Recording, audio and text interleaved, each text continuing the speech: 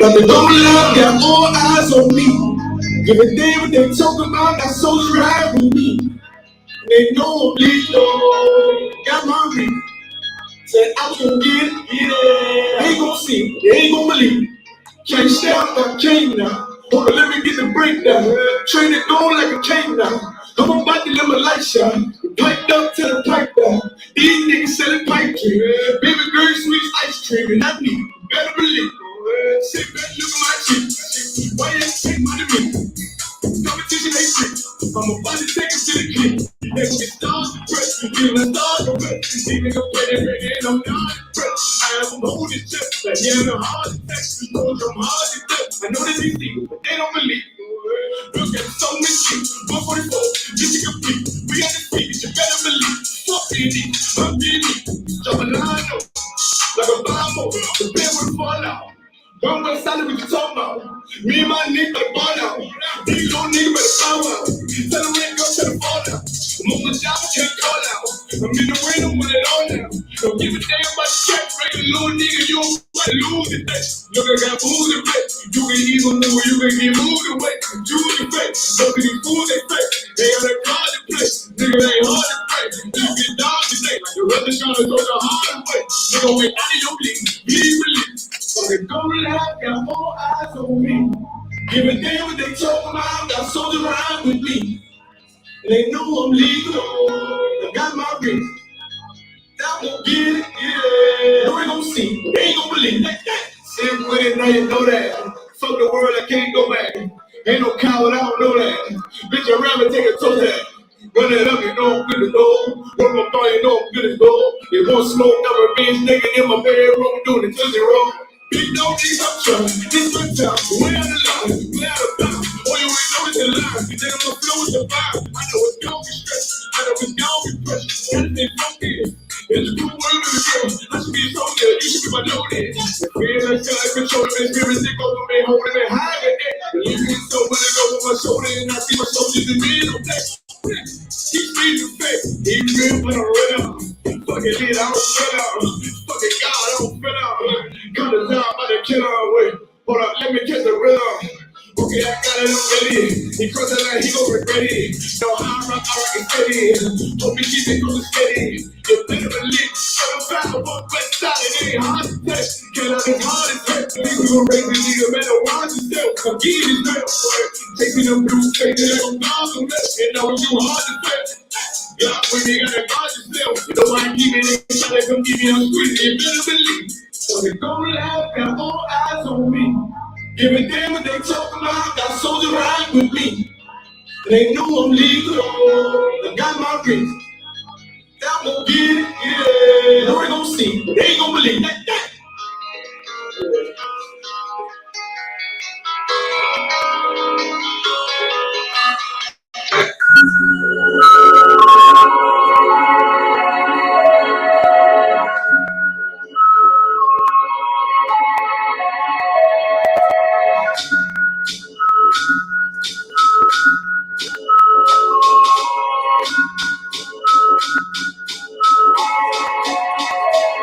I share pain with my brother, share gain with my brother. You need it, I got it, no, it ain't a thing for my brother. I will ride for my brothers, die for my brothers. If it's live through the time, step aside for my brothers. Get on stage with my brothers, wreck the game with my brothers. Stay the same, never switch up, never change for my brothers. I will ride for my brothers, die for my brothers. I will ride for my brothers, die. You where my niggas at? The greatest weapon against hate and oppression. Taught me how to take a check, cause it was really correction. Trying to make me better, well I forget it, nigga never. The reason I don't fall under pressure, cause brother wouldn't let me. My brothers will protect me from my enemies necessary.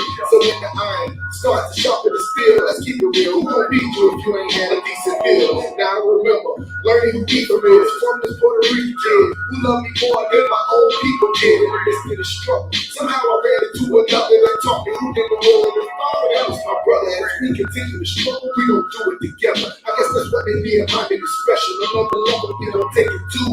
Mexicans, Haitians, and Jamaicans too. They got you all have forsaken you is awake. Share pain with my brother, share gain with my brother. You need it, I got it, no, it ain't a thing for my brother. I will ride for my brothers, Die for my brothers if it's live. Do the time, step aside for my brothers. Fill the stage with my brothers. Wreck the game with my brothers. Stay the same. Never switch up, never change from my brothers. I will ride for my brothers.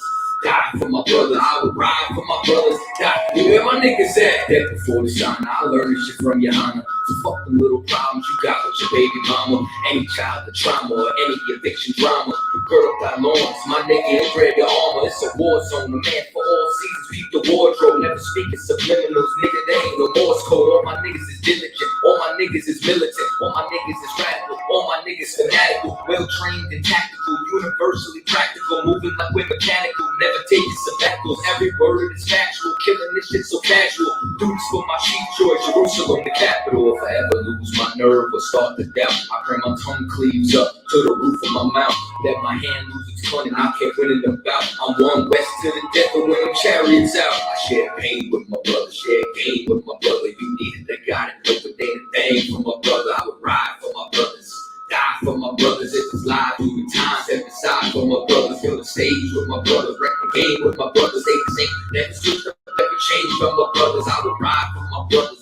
Die for my brother, I would ride for my brothers. Die, you hear my niggas say? Win with my nigga, circle king with my nigga, bust the thing with my nigga, buy a thing for my nigga, lose the spleen for my nigga, get cream with my nigga, hitting colors, hitting checkers, all skin scruffy bed, like skin red bed, that's a nigga overhead, we'll be tripping overhead, cause we gripping overhead, we'll be sniffing overhead, 33 up in the shot like I'm pimping overhead, get pimping overhead, bitches running overhead, cause we flicking overhead, we'll be dripping in the bed, so dripping in the bed, talking give and get head, and we love to bust legs, when the blood all red, and the body all dead, but my niggas all safe, we gon' get back to the place, that's exactly how we should, cause the temple is the hood, straight back, straight feet, that's exactly how we should, if in the corner of my back, it's belt and the scratch, Share pain with my brother, share gain with my brother. You need it, they got it, liquidate a thing for my brother. I would ride for my brothers. Die for my brothers if it's live. Through the time, step aside for my brothers. Fill the stage with my brothers. Wreck the game with my brothers. Stay the same. Never switched up, never changed on my brothers. I would ride for my brothers. Die for my brother. I would ride for my brothers. Die. You hear my niggas at? All right, clap it up. Hey, I can't lie, y'all. That song right there, that's the perfect song to start the Monday night Brotherhood class. Hey, Shalom, Israel. We are the Isupk, started out of 1 West 125th Street, Harlem, New York, under Commanding General Yohana. If it's not of the Isupk under Commanding General Yohana, it is not the truth. That's right. My name is Priest and Officer 500 My Yard. I'm joined by my right hand man, my main man on my left hand right here, Officer 500 Lakam Yala. And this is the Monday night Chicago Brotherhood class. You know what I mean? Been a little while since I did a Brotherhood class. Officer 500 Kazal won and took over, and he has done an excellent job these past couple of weeks. That brother is dynamic. Give it up for that brother. You know what I mean? In the Isupk, if any of you are familiar with us, you know, the foundation in which the UPK is built on is brotherhood. So it's so fitting that we start off our week with a brotherhood class on Monday night. You know what I mean? Christ's whole mission was to reunite the children of Israel in the spirit of brotherhood. Right. You know what I mean? As we say all the time in the UPK, brotherhood is a weapon. It is our main weapon. And as you all know, a lot is going on in the world, especially the past week, 2 weeks.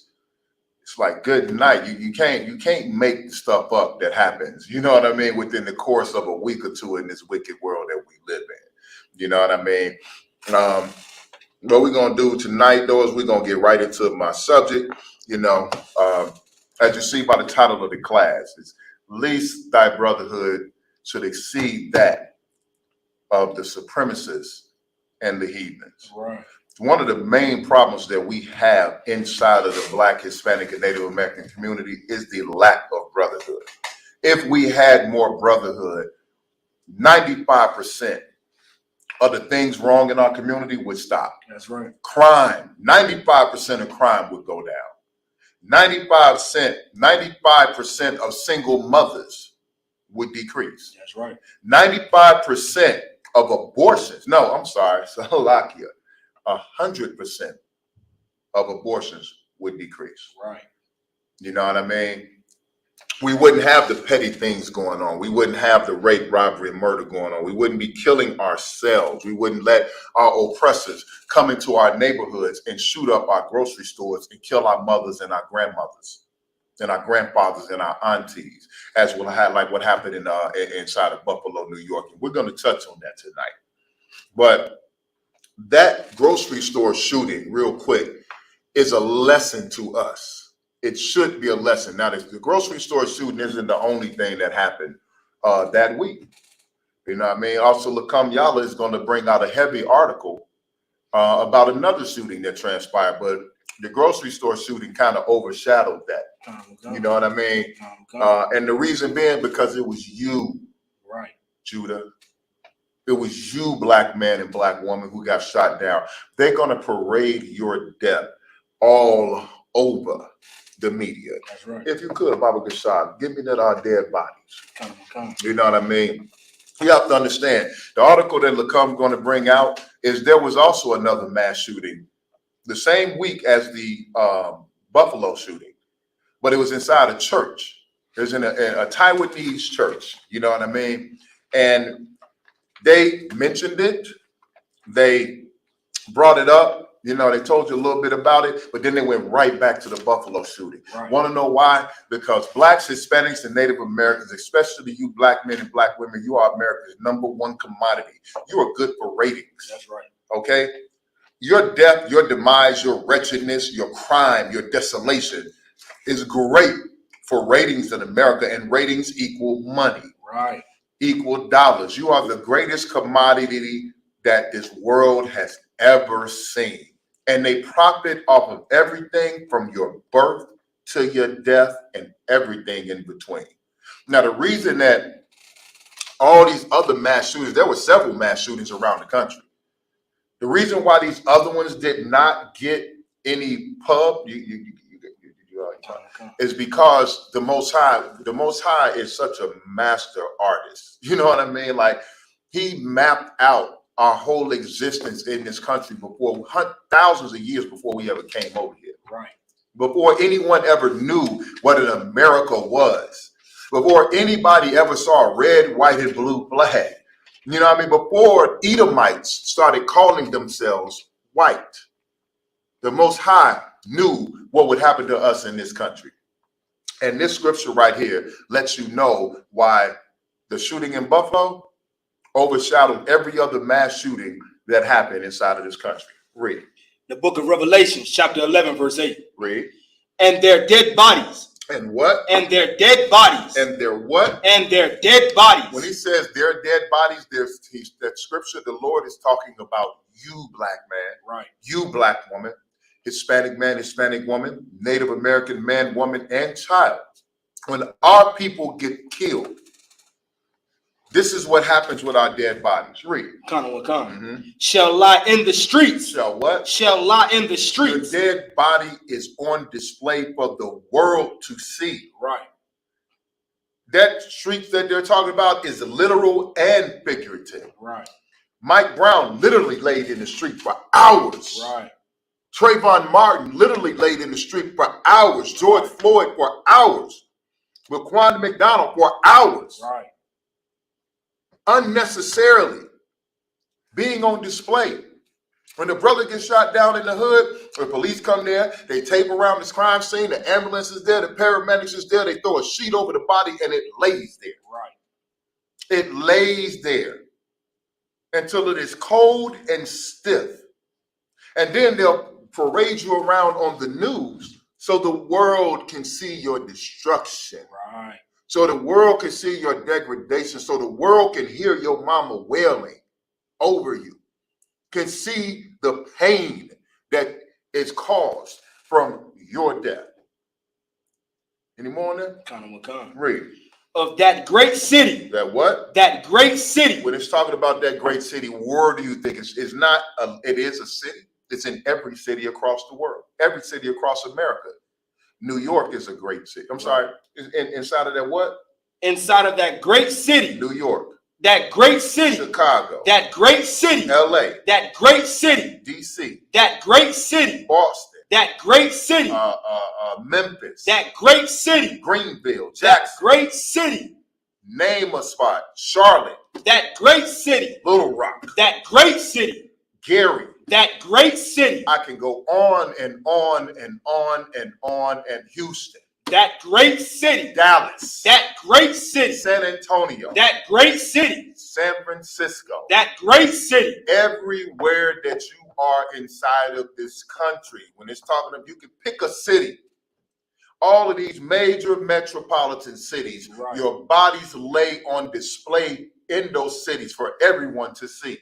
And that great city, read, which is called Sodom, Salakia, which spiritually is called Sodom and Egypt. Which is what? Which spiritually is called Sodom and Egypt. Now, you can point to several cities inside of this country, but it's not talking particularly about a specific city. Right. It's talking about a conglomerate, a collection of cities that form what? A country and a nation. That great city, which is spiritually Sodom and Egypt, is called America. Right.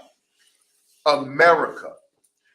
Why is it spiritually Sodom? What was made legal here in America? Who are the people that have more rights than you, black man and black woman? Damn right. Who are the people that are fought for harder than you? Damn right. That your civil rights movement is compared to their struggle for a what? A sexual identity. Right.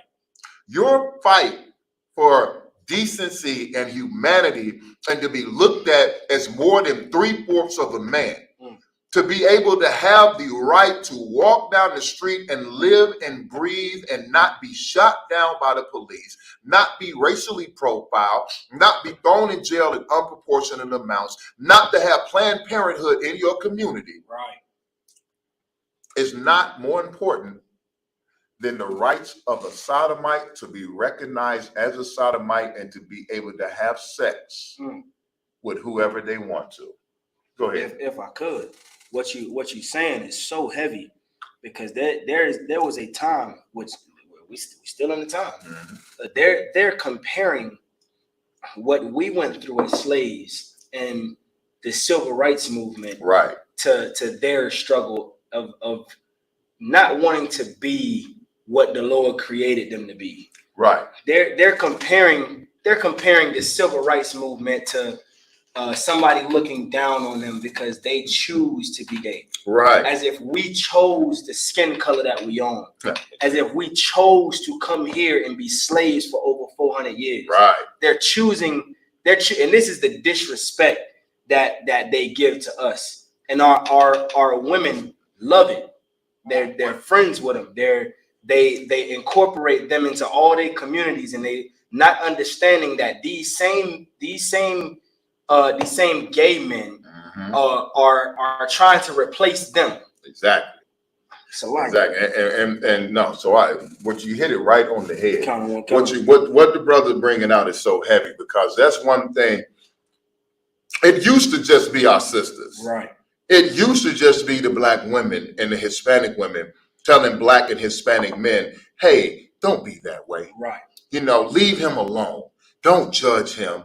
They got a right to do this and they got a right to do that. Now, black and Hispanic men and Native American men, the most destroyed men on the face of the planet, right, the most hunted and sought after prey on the face of the planet, are defending men of multisexual, of course, right, but multiracial backgrounds, right, to have the what so-called right to sleep with who they want. Look, what goes on in your bedroom is between you, who you sleeping with, the Most High, and the angels that's reporting on you. Right. Keep that inside of your bedroom. I don't care. You don't see me. I'm not on here parading around. Me and my rib, I knocked out, tore fire. I'm not doing that. I don't walk around with my sexuality on my sleeve every day. Right. I can't help that I was born a man. Right. That's the way I was born. Right. Okay. The Most High blessed me with the attributes of a strong black man. Right. And I am thankful to this day that I was born this way. Damn right. Yeah, I was born like this. You weren't. Right. Sodomite is not born that way. Well, it's like it. I don't know. Because the Lord says he fits vessels onto destruction. You get what I'm saying? You got choices to make in life. And if you get destroyed because of that lifestyle, that's on you. Right. That ain't got nothing to do with nobody but yourself. Okay? So the right to sleep with the same sex, the right to sleep with whoever you want trumps your right for humanity. That's right. Your right not to be oppressed continually for over 500 years. It's been 500 years. And if we really look back at our brothers, when Columbus came over here and really started this transatlantic slave trade, right. When he came over here enslaving our Latin, our now we know them as Hispanic brothers. They're Hispanic because of slavery in Spain. Right. Damn right. You know what I mean? And our North American Indian brothers, peep this fact. The North American Indians are called North American Indians, right? But we look at our brothers in South America, Central and South America, and call them Mexican, right? And Guatemalan, and Dominican, and Cuban, and all of these other attitudes, Puerto Rican, and stuff like that, right? We call them all that. But guess what they were when Columbus came? South American Indians, right? Central American Indians, right? But now they got conquered over by Spain, and now we call them all these Hispanic adaptations. That is not who they are. It describes the condition of their servitude. Puerto Ricans are a rich port. How can people be a rich port? You want to know why? Because when you were taken into slavery by Columbus and the conquistadors and the queens of Spain, you were their greatest commodity that made them rich. Right. And the port they took you off was a rich port. Right. Okay? That's the facts. And for you coming up out of that is not as important as somebody's right to have unlawful sex with someone in their bedroom. Damn right. And then our brothers and sisters are so destroyed that we fight against that. But you know who does not fight against these things, these simple battles? Our oppressors. Right. Our oppressors unite. Our oppressors link with each other. Our oppressors have a sense of something that we do not have, that they have, as they say, in spades. You know why they say they have it in spades? Because when we came over here, we were the spades that stuck together. We went through great lengths not to be separated. They literally used to have to beat our babies out of our women's hands. They used to have to beat our women half to death to take the babies. Right. They used to have to beat the husbands half to death to separate from the family. But they couldn't kill them because they wanted to sell you into slavery. And then they had the runaway problem. They played that down, but there were brothers that went all across this wicked land trying to find what plantation that their family went to. Right. And they didn't give up to the day that they died. Because we loved each other at one point. We could not be ripped away from each other at one point. But now today, you can't even pay. You can't pay us to sit next to each other peacefully for too long. Right. You can't pay brothers to come up inside of the Isupk and participate in the feast day and get some of this brotherhood and sisterhood and show unity to each other. Because you do not have black man, Hispanic man, Native American man, woman, and child. What our oppressors and colonizers do have an abundance of, and that is brotherhood. Go ahead. If I could. Go ahead. What you're saying is so heavy, because one thing that we as a people do have, like you were saying, is we have so much hatred towards each other that even right here in Chicago, 64th and 65th is lurking 63rd. Right. You got 79th lurking 78th and 77th. Right. You understand? Down in Florida, 33rd Ave is lurking 3rd Ave. Like Bloods is lurking the Crips, and MS-13s is killing Soreños. But what our oppressors do is that whenever when they come to together every year and unite, even in their wars. Like they bring up our black on black crimes as if it's the biggest thing in the world, when their white on white crimes is world war.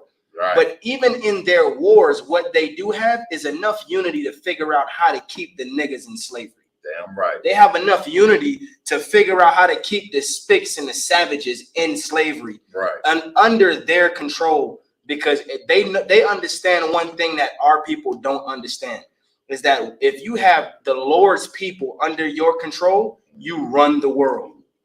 Right. And what the brother's bringing out is so very heavy.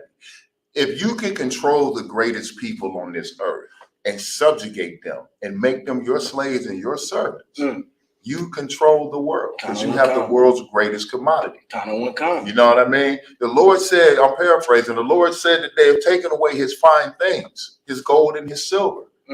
Now, Christians would be like, well, you know, that happened, brother, when they went into the temples, you know, the second temple or the first temple, and they took all the treasures out of the temple. You know, the treasure that was in the temple that the Lord cared about the absolute most? His people. Damn right. Gold can be replaced. Silver can be replaced. Gold and silver only have value because we value it. Right. But you know what has the greatest value on this earth? A black man. That's right. A Hispanic man. That's right. A Native American man. That's right. A black woman. That's right. A Hispanic woman. That's right. A great Native American woman. That's right. And our children That's are the right. greatest commodity this planet has ever seen. That's right. That's why it's such a hateful and wicked crime for sisters and brothers to run into that damn abortion clinic and kill, what is it, 1,000 a day. Right. In the black community alone.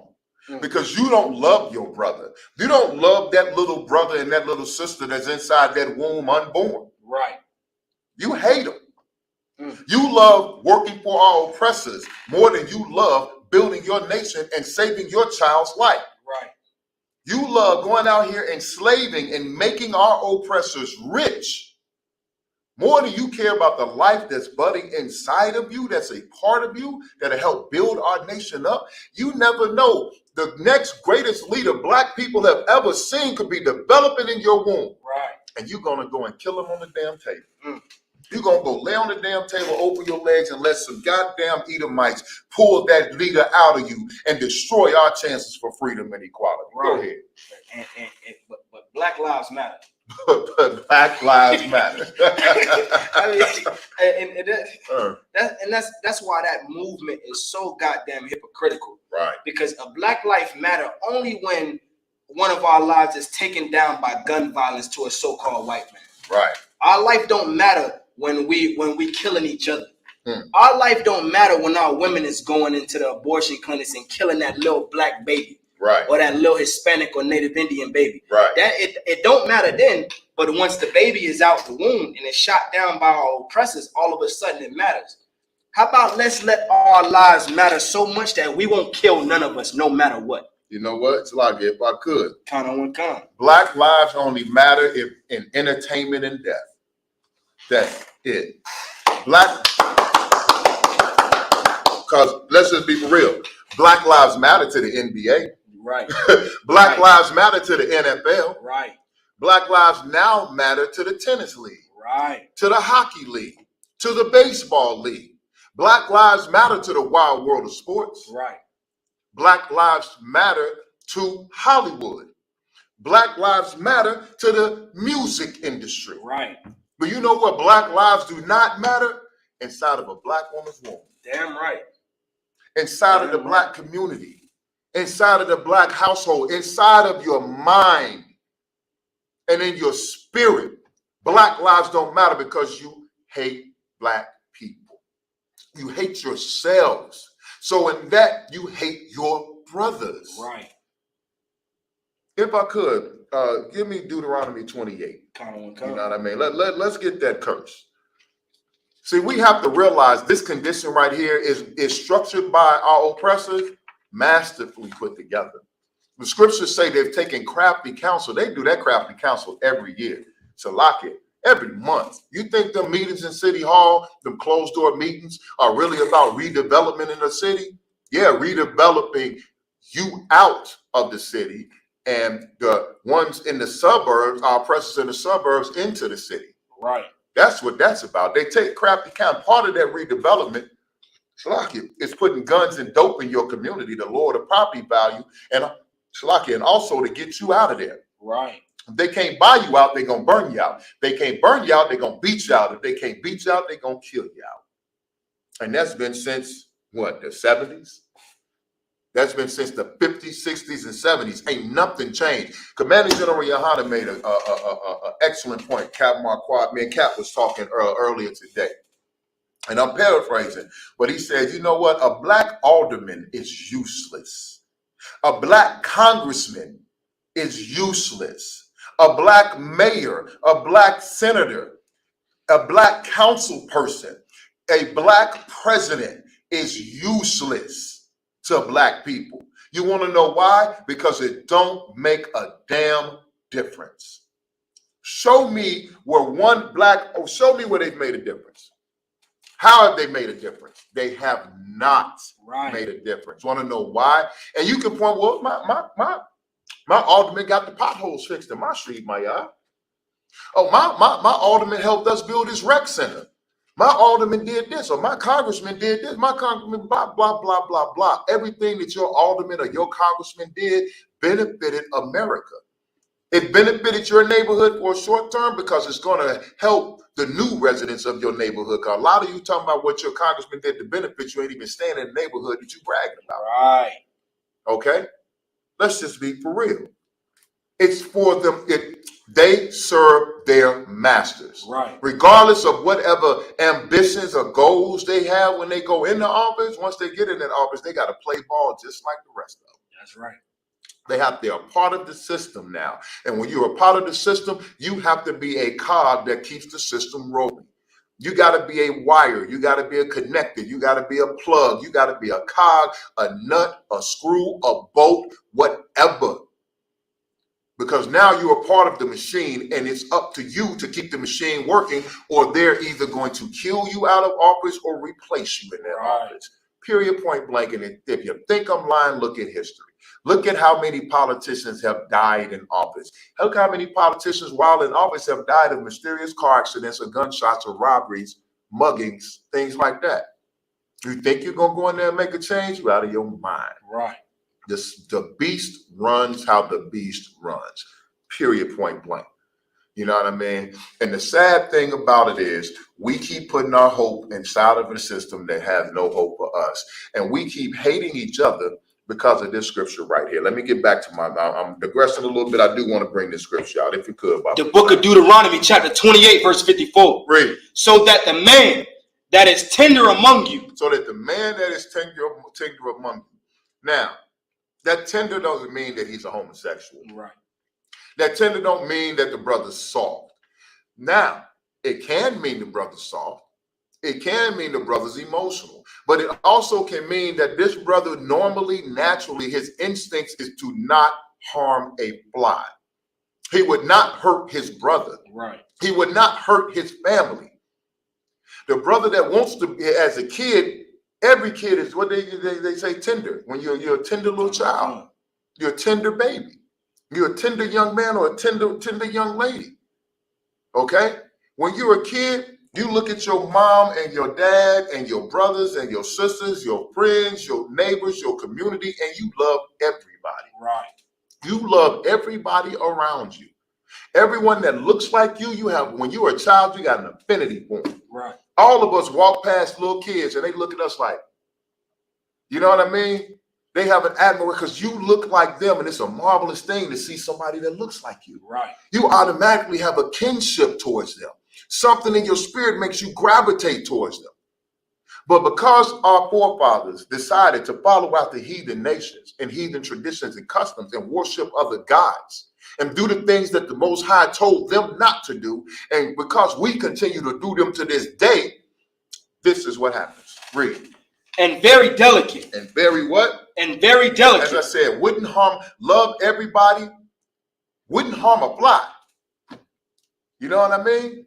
But this is what the curse did. Read. His eyes shall be evil toward his brother. When he looks at another now as a grown man, as a teenager, as a grown man or a woman, as a teen, from teenage years until adulthood, when you look at another black man, your eyes evil towards that brother. You plotting, you hating something about him. Right. He get more attention than you. He's more popular than you. Because of the way this wicked society is structured, he may have grown up with more privilege than you. Well, not more privilege, but more material possessions than you. Right. His family may be fortunate enough to have gone to college. His parents went to college or met in college, or one of the parents went to college, got a good job and can provide for that brother. Right. And you look at him, he might have Jordans on and you might have Reebok, New Balance or Reeboks or something. Right. You know what I'm saying? And you looking at that brother with contempt and hatred in your eyes. Right. Not realizing it's the society that we live in. Right. The captivity that we're in that structured it that way. So one slave rises above the other. That's right. That we'll never all be on equal ground. It's not designed that way. Believe it what you want to or not. Listen to these blackity black conspiracy theory Negroes out here if you want to. The Willie Lynch letters is very real. Right. Because the conditions described in the Willie Lynch letters are upon us every single day. That's right. They crafted that as a control system to be able to keep perpetual slaves in servitude without chains. The scriptures say your eyes shall be evil towards your brother. Read. And towards the wife of his bosom. And towards who? The wife of his bosom. That wife of your bosom. Now, we in the ISUPK understand the scriptures. Sex is marriage. Right. So that woman that you lay down with, you look at her and despise her. She the greatest thing on earth before she opened her legs up. Right. Before you get in that box here, you're chasing her down. Hey shorty, hey sis, however you want to come. Excuse me, miss.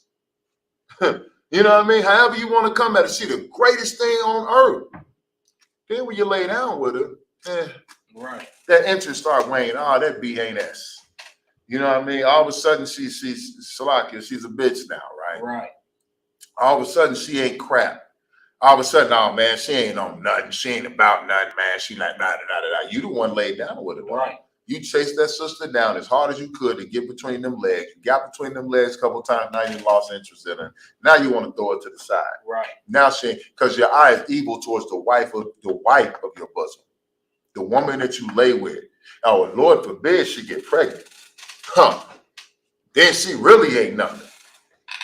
Then she just another victim of the ghetto. She just gonna be another baby mama out there struggling and striving to survive because you got what you wanted from that sister because of your wickedness and your evil, the way you look at your people and you don't value yourself, so you cannot value your people. You look at her evil and throw her away. Right. That's a curse from the Lord. Read. And towards the remnant of his children. And towards what? The remnant of his children. And towards that baby that's going to come once again. Now, this says the brother, but it's also the sisters too. Y'all hate these babies. Right. That's why the black community aborts on the low end 300,000 babies. Right. 300 to 500,000 black children are aborted every year. They say that is a rate of 1,000 a day in America. Since 1973, when the Roe versus Wade decision was put into, was decided, legalized, and abortion was legalized, 20 million, over 20 million black lives have been aborted in this country. 20 million. But then y'all got the nerve to run out in the street and say Black Lives Matter. Right. Black Lives Matter, but not against Roe versus Wade, though. Right. We was at camp speaking a couple weeks ago. And the most disgusting thing in the world, these two young sisters talking about if you don't want it, get rid of it. Thinking they saying something and doing something, thinking that they being some type of liberated and socially conscious. So you're socially conscious and liberated by murdering your baby. By being an irresponsible whore? By going out and sleeping with whoever, whenever, however, why ever, and then aborting the baby? Right. That's your social contract. That's your right to do what you want with your body. You're not doing what you want with your body. You're murdering a life. You're showing the ultimate lack of brotherhood or sisterhood. You're showing the ultimate Black lives don't matter. So you all can scream Black Lives Matter all you want. Right. Because it don't. But you know what? Look at these white supremacist groups. Well, know what? White lives matter. Oh, they really matter. They matter to white people, to the so-called white people. So-called white people know that their lives matter to the point where they're willing to go out here and kill everybody around them. Right. You know what I mean? If you could, Baba Kashad, you got the piece of that manifesto from the Boston shooter?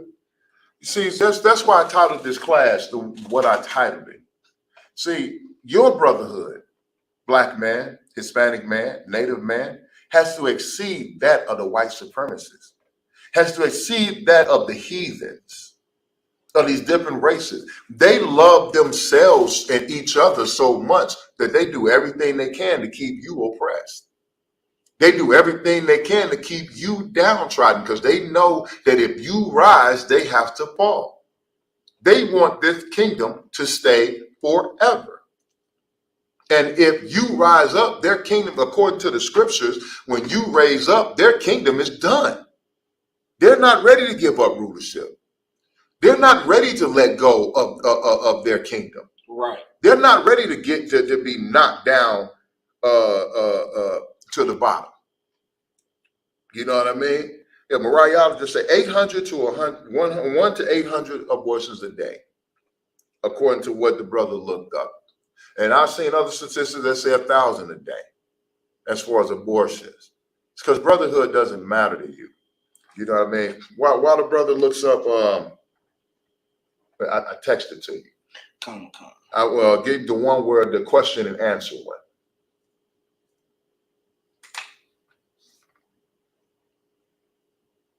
Well, actually, read the title. I see you on the title page. Read the title of what this devil titled his manifesto. Yeah. Come.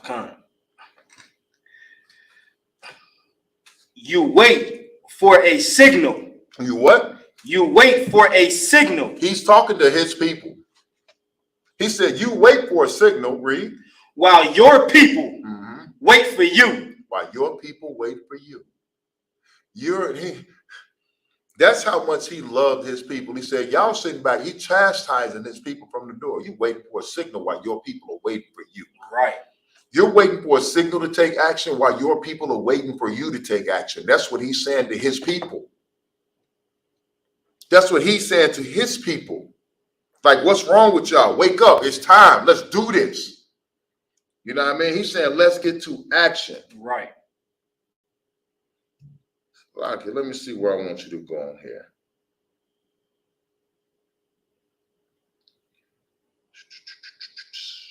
If I could, I want you to go to the question. Yeah, start at the top of that question and answers.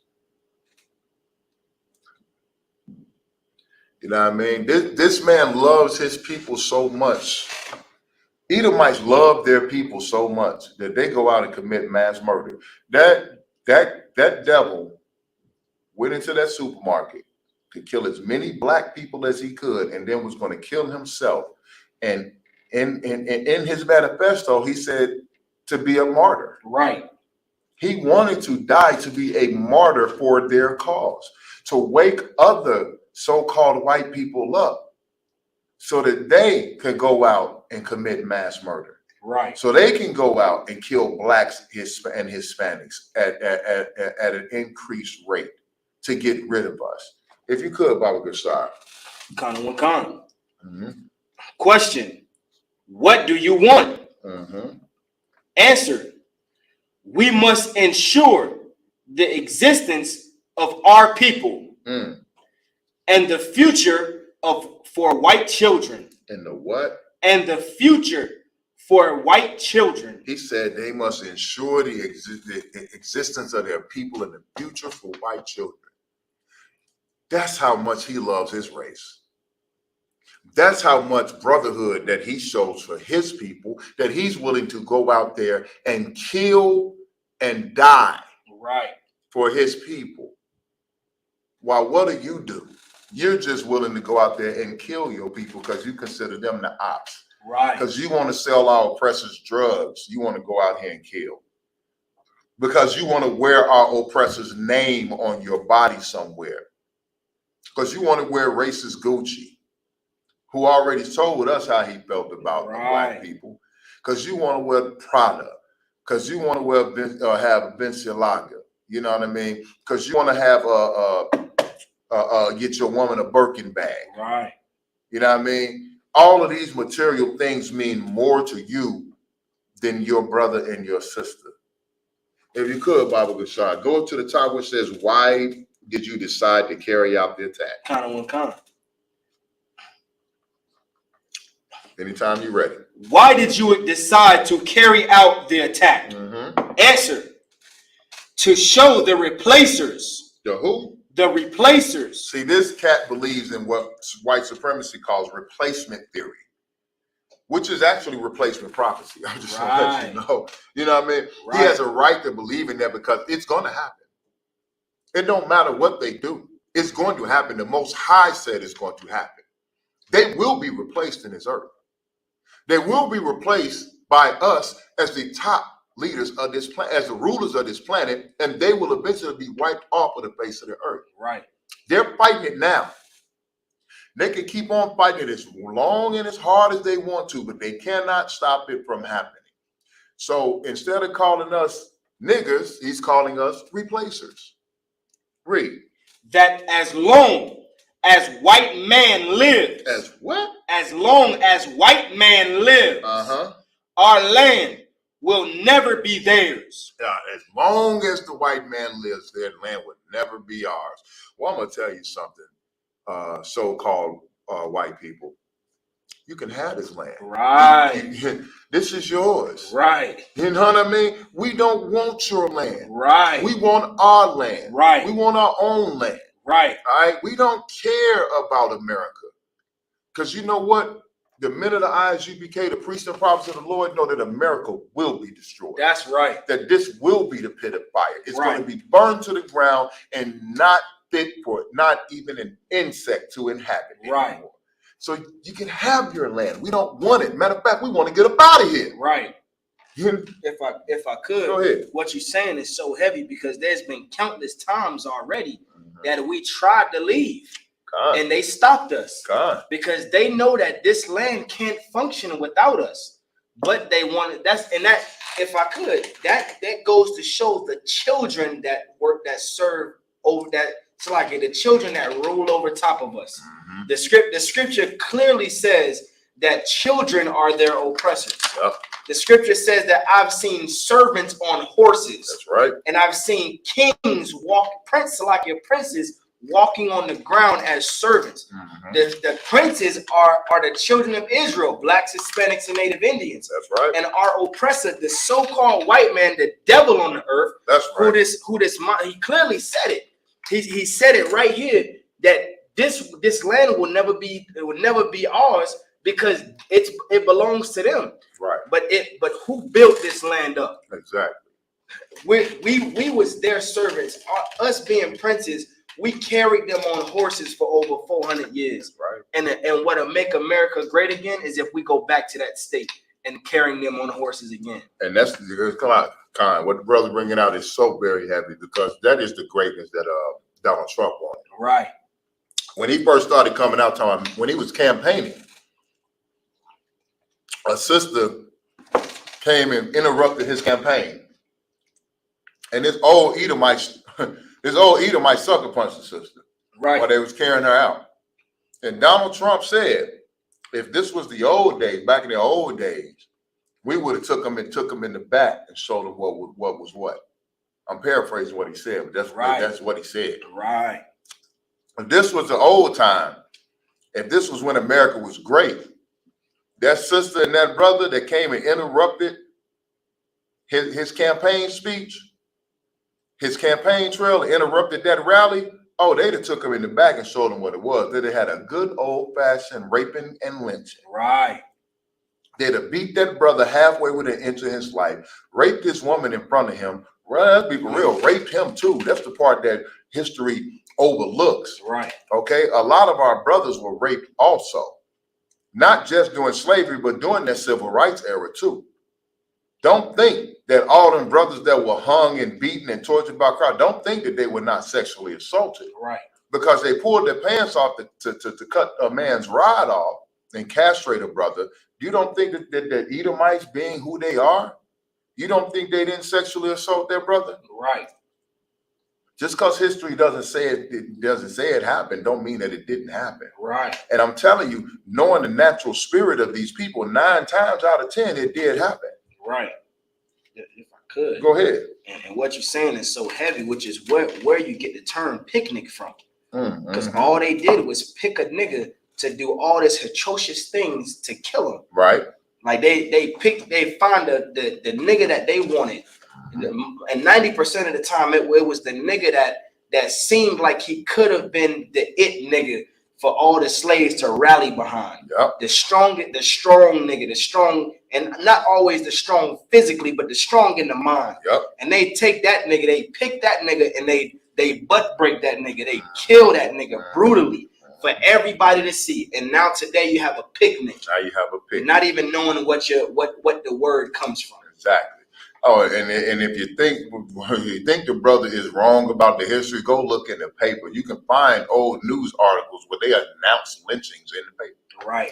Where they announced when they were going to hang some unsuspected Negro for a so-called crime that more than likely he didn't commit. Right. Okay. When they burned down cities like Rosewood and Seneca Village and Tulsa, Oklahoma, right, and all these, like I even snap my face. So like I was trying to think, my bad. And all these cities, all these old black cities.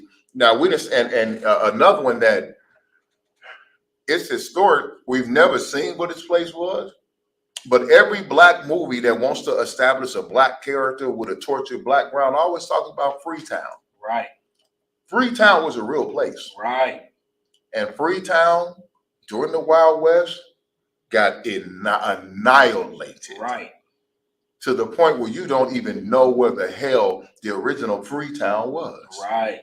And it's always the same story, because that story has passed down through our people about how it got started by some Christian pastor. You know what I mean? How it got started by some Christian pastor who, was attempting to start a town for us. And it got raided, lynched, burnt down to the ground. And usually the son is the survivor, and he turns out to be some type of superhero black cowboy. You know what I mean? So it's like go. If I could, I got a precept for you. Go, please do. This the book of 2nd Ezra, chapter 7, verse 54. For we have walked in unpleasant places. That start at the top one more time. For we have walked in unpleasant places. Ever since we have been here in this country, it has been an unpleasant place for you to set your feet on the soils of this ground. From the moment we came off from slave ships to the moment I left out of my house today, right, to come here, this has been the most unpleasant place in all of history. Right. For the children of Israel to exist in. That's this right. is worse than Egypt. That's right. This is worse than Egypt. Because you know why? At least in Egypt, we had some brotherhood. At least in Egypt, we had some care about ourselves. Matter of fact, if you could, any more on that? Go ahead. For it's like and that the faces of them which have used abstinences shall shine above the stars, whereas our faces shall be blacker than darkness. See, those that use abstinences shall shine above the stars. Abstinence means to abstain from something. Right. You know what I mean? Now I'll get a better. We'll get a better breakdown. I don't want to go into a breakdown on that. You know what I mean? That. And I'm not. I don't 100% know all of that. I mean, I got a good idea, but I'm not going. But the scripture right there, our faces are what? Our faces shall be blacker than darkness. Our faces, though. Our faces are going to be blacker than darkness. Our faces are going to be the ones mourning. Our faces are going to be the ones dirtied up from all the oppression and all the hard work and degradation that we're going to have to do. Our faces are going to be black from being burnt to death. Our face is going to be black for every reason you can think of that makes a black man's face blacker than darkness. Right. It's going to remove everything from us. This place here beat us down. This is the most unpleasant place on the earth for you to be if you are a Black, Hispanic, or Native American man, woman, or child. Right. And as I said, this place is worse than Egypt. Right. Well, the Pharaoh made sure to make us serve a harsh and hard bondage. If you could, Baba Gashar, let's go into Exodus and let's show what Moses did. Come. See, we got to take this brotherhood all the way back. You see, when we served that slavery, America modeled itself after ancient Egypt. You see, when they went over into Africa, they didn't go to get Africans. They went to get Israelites. They knew who they wanted to get because they had some of us over here. They had the 10 tribes. They had the northern tribe over here. Right. But then when they came, they were castrating our men. They were castrating our men at what they were doing was they were taking the women over into Spain because our sisters are so beautiful. Right. And majority of, you can look this history up. I'm not making this up. Majority of the men they took over, they castrated before they took over there. Right. So that we wouldn't see, the women were being taken as sex slaves. They were sex trafficking our women, and then they would castrate our men, majority of the men, and take eunuchs over to be mild, humble servants. Right. That would not try to procreate because they saw how we know everybody is no myth, there's no misunderstanding how quickly our northern tribe brothers and sisters can multiply. You know what I mean? Right. That you blow on the Ishkarite sister. Right. And she got twins. You know what I mean? You blow on the Ephraimite sisters. Right. She got twins. She got triplets. You know what I'm saying? So they knew. And so what they did was they castrated the majority of the men and took them over there. The majority of the men they took over there, they castrated, and then they took our beautiful sisters over there. And the ones that survived the journey went into servitude in Spain. That's part of the dark history of quote unquote Latin America that they don't tell you about because they don't want you to realize that you're the true children of Israel and that you were actually the beginning of the transatlantic slave trade. Go ahead. If I could, what you're saying is so heavy because they had a series on Netflix about it, and it was all but for about 3 weeks that it was on Netflix. And soon as they saw that it was starting to get a little bit of views, they took it clean down because it's one of those where I ended up telling my rib, I was like, listen, I was like, this is what your ancestors went through. You talk, we grow up watching the Amistad and knowing about the transatlantic slave trade and niggas coming here.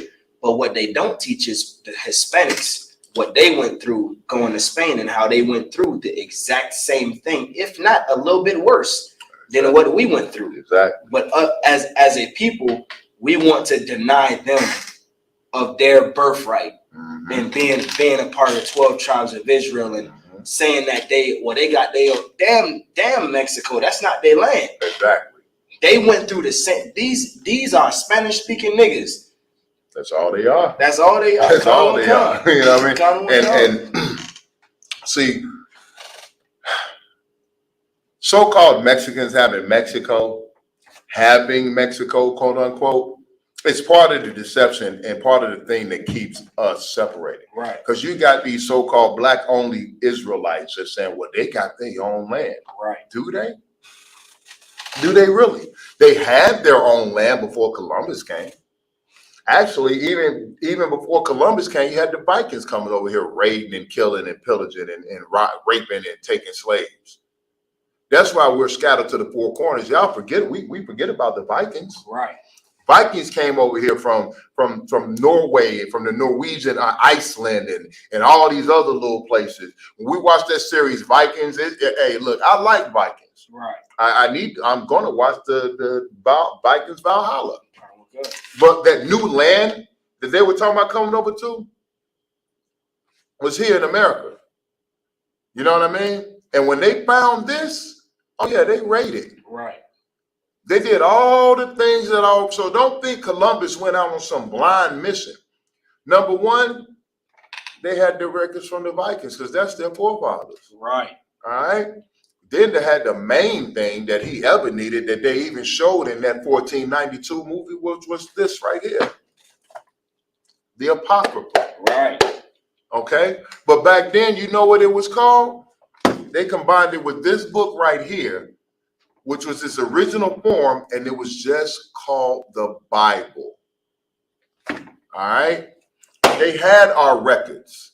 They saw how when the northern tribe left the Assyrian captivity and traveled around Africa, the continent of Africa, and came to the land of Asaroth, where no man had ever dwelt before. Right.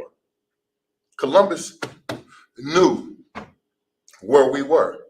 He followed the map that was out in the scriptures and came over here and found the children of Israel and then start taking us out of here. Right. And the reason they don't want you to know that history, Hispanic man, woman, and child, is because if they did, then you would actually know that you are a part of the nation of Israel, that you have more in common than those Morenos, right, who you so despise. You would realize that the Moreno is really your hermano. Right. It's really your carnal. Right. Okay? You are one flesh. You are one body. You are one blood. We are the same people. We are the same nation of people. If you could, Baba Gashad. Any more in the scripture you holding? I got Exodus for you. Oh yeah. So now this is what we need to do right here. We need to go back to ancient times. Let's go back to Egypt, which some say is the most horrible slavery that ever. Next, okay. I'm not even going to demean it like that. The most horrible slaves, three slaveries in this world that were just horrific. Egypt, Rome, and America. Right. Okay? Those were the three empires that had the most horrific slavery that's recorded in history. I'm sure that we went through other slaveries that were horrific, that were not recorded. You know, we don't have the records for. But Egypt, Rome, Egypt was so bad that Most High had to send Moses and he had to plague Egypt out of existence. Right. For us to be free. Rome was so bad that the Most High had to send the Messiah. Right. The Mashiach.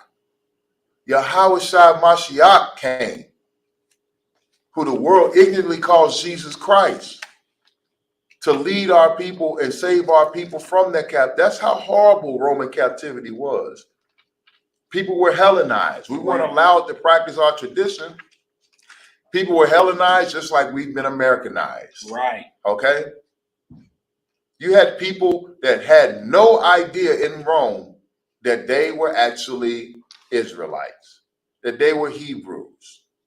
They thought that they were just Roman citizens, the same way that we think that we are American citizens. Okay? It's just, America is the last great captivity we'll have. But those are the three. So we're going to go back to Egypt. And we're going to show you how brotherly Moses was. Right. We're going to show you what Moses did for his brother. Moses did what the ISUPK does every single day, and especially when we go out and hold camp on Saturday. You know what I mean? You found where you found it? If you could, Baba. The book of Exodus chapter 2 verse 11. Read. And it came to pass Mm-hmm. in those days Mm-hmm. when Moses was grown. With what? When Moses was grown. See, everybody knows the story of Moses. Pharaoh was ordered the firstborn sons killed. Moses' nursemaid, what's it, mother? Nursemaid? Yeah, his mother took him, put him in the basket, sent him up the river. That up the river in the basket story has been imitated so many times throughout history. Right. A lot of you so-called Egyptologists try to say that, oh, this happened in Egypt. You idiots, Salakia. Right. The Egyptians are telling the story of Moses, who sat in Pharaoh's place. Right. Who grew up in Pharaoh's house as Pharaoh's brother. Right. As a part of the Egyptian aristocracy. He had an Egyptian name. Right. You think he didn't? But he also knew that he was Moses. Right. Okay? So don't get it twisted.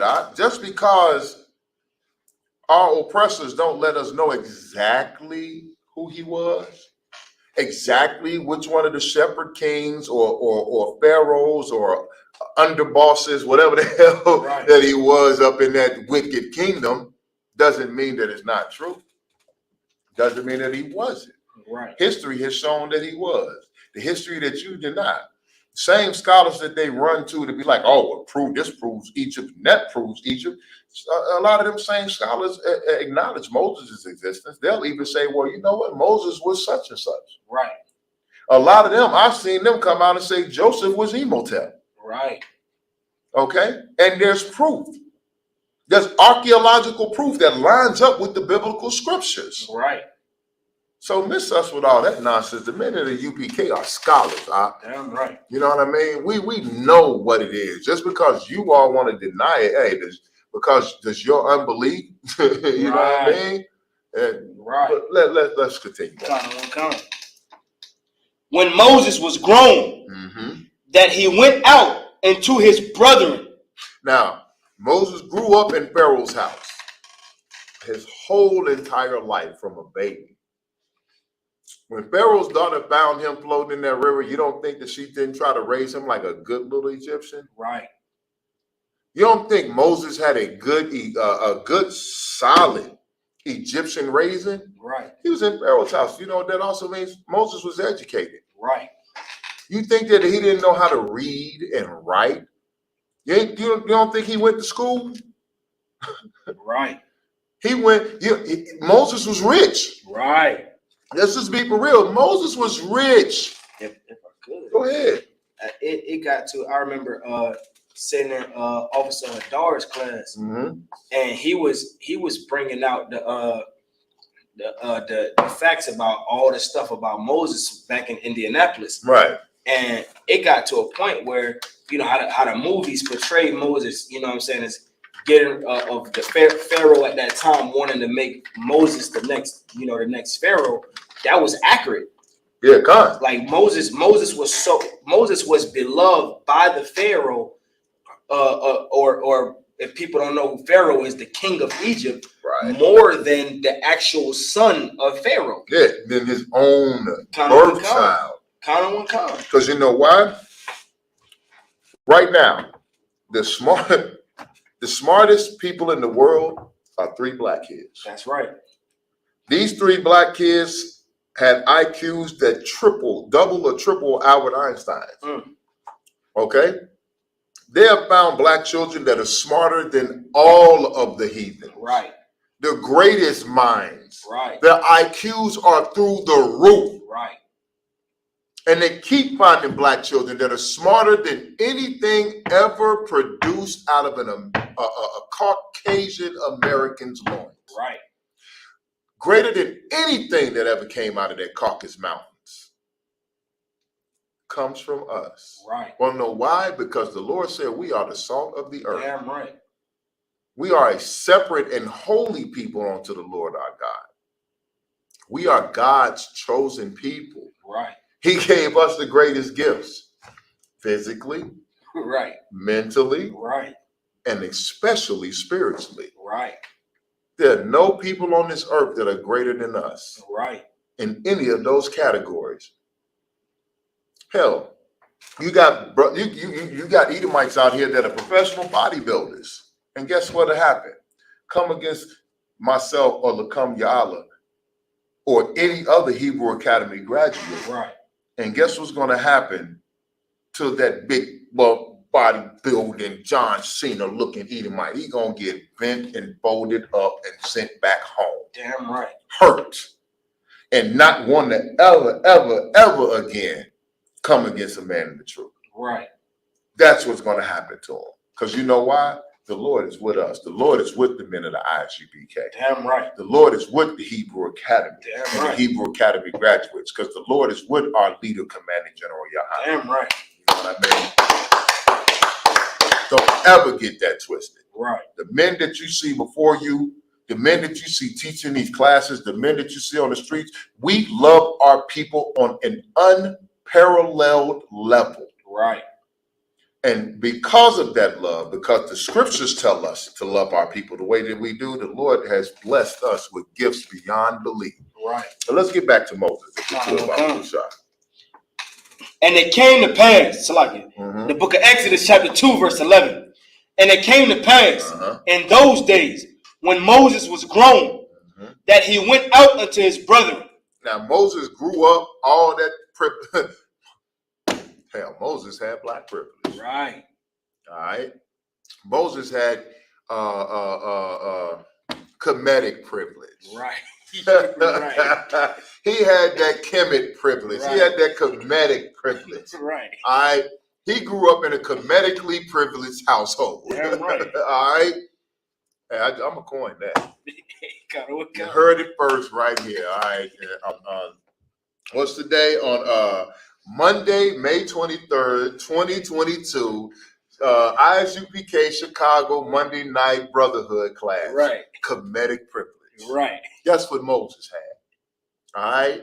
That brother had Kemetic privilege growing up. He grew up in a Kemetically privileged household. Damn right. All right. He wanted for nothing. Right. You know how many of you Negroes want for nothing and turn your back on our people? Right. Go and marry Edomites? Do you know that Moses had access to the finest women in Egypt? Damn right. Damn right. Moses could have married something. Goodness gracious, good night. All right. And he had Pharaoh's favor over Pharaoh's son. So you know Pharaoh had something delicious lined up for Moses to marry if he would have just took over Egypt in his place and forsook his heritage. Right. But Moses had something that a lot of you brothers that are in Harvard and Yale, that grew up privileged, that grew up in the suburbs, that grew up with an upper class or rich. Moses had something that Jaden and Willow Smith does not have. Right. That Zion Wade does not have. Right. That is called brotherhood. Right. And a love for his people. Right. We got living examples right now. If this was Egypt, Zion Wade would have Kemetic privilege. Right. Huh. Willow and Jaden Smith, Kemetic privilege. Right. Look at how rich they are. They want for nothing. Moses grew up in a household like that 1,000 times over. Right. Okay? 1,000 times over. And you know what Moses did? Let's see. When he was grown, he did what? He looked on their burdens. He did what? He looked on their burdens. Moses went to, it said he went to his people and looked on their burdens. Right. Moses was like, man, look. So that gives up that whole, he thought he was an Egyptian bullcrap. Because his mother and his sister grew up with him in Pharaoh's house and taught him who he was. Right. Moses knew that he was an Israelite. Right. Moses knew his heritage. But he also had Kemetic privilege. Right. Growing up his whole life. Moses could have said, man, what? I ain't no slave. Go ahead. If I could, what you're saying is so heavy. In the book of Josephus, when they go into the story of Moses, it talks about how when Moses was a child, Mm-hmm. they used to give him the little shrine of Ma'at, you know what I'm talking about?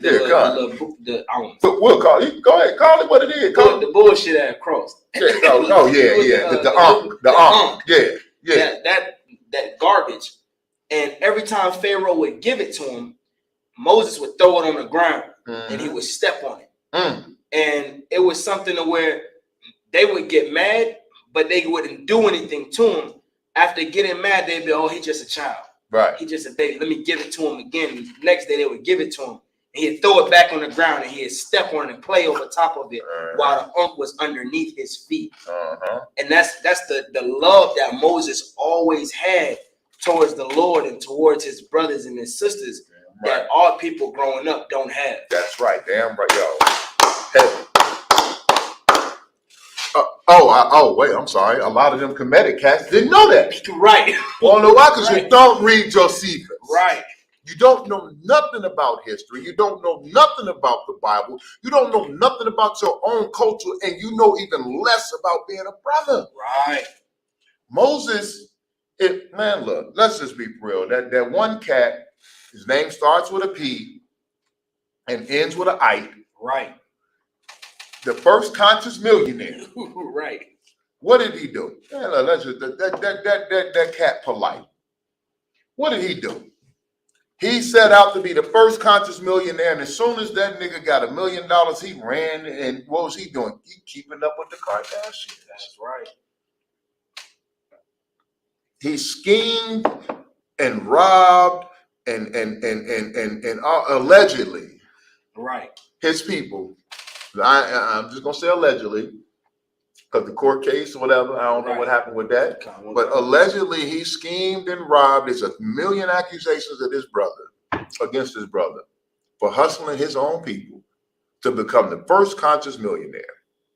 And he got that $1 million and plus. Right. And he driving down in what looked like maybe a Bugatti or a Lamborghini, dancing with trannies. Right. Dancing with trannies, hanging out with the Kardashians, hanging out with Floyd Mayweather, and Lord knows, always on the Breakfast Club. Right. You know what I'm saying? All of that, because you know what? He got him some Kemetic privilege and turned his back on you. Damn right.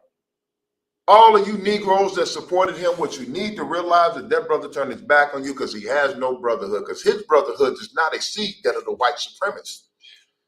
Because the white supremacists, if they was in his place, they gonna go throw their money to Donald Trump. Right. They threw their money to Donald Trump's election campaign, and they're gonna throw it to his re-election.